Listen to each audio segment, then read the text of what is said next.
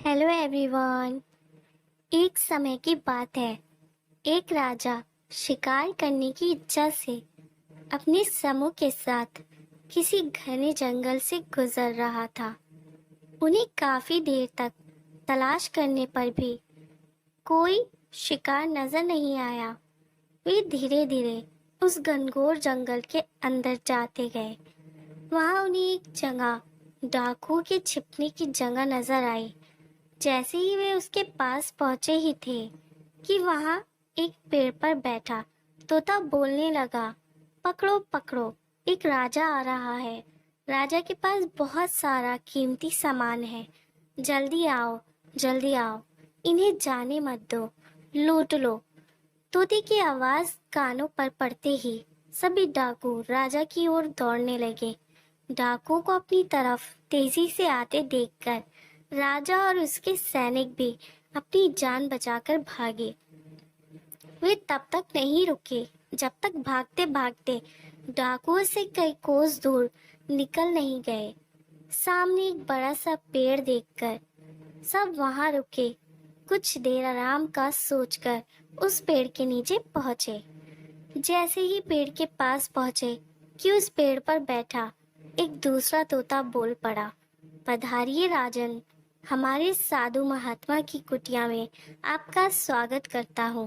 अंदर आइए, जलपान कीजिए और थोड़ा आराम कर लीजिए।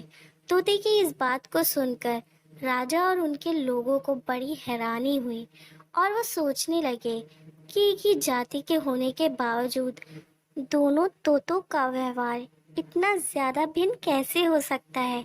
राजा बिल्कुल भी इस बात को समझ नहीं पाया।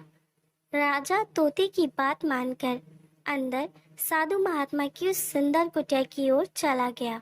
साधु महात्मा को प्रणाम कर कर उनके पास बैठ गया और अब तक उसके साथ घटी सारी दुर्घटना सुनाई और फिर धीरे से पूछा, गुरुवर, उन दोनों तोतों के व्यवहार में भला इतना अंतर क्यों है? साधु बाबा ने राजा की सारी बातें सुनी और बोले, राजन, ये सिर्फ संगति का असर है, बस और कुछ भी नहीं। डाकुओं के साथ रहते रहते पहला तोता भी उन्हीं की तरह हो गया और उन्हीं की भाषा बोलने लगा। दूसरा तोता कई सालों से मेरे साथ है, इसलिए उसकी भाषा और व्यवहार उस तोते से बिल्कुल विपरीत है।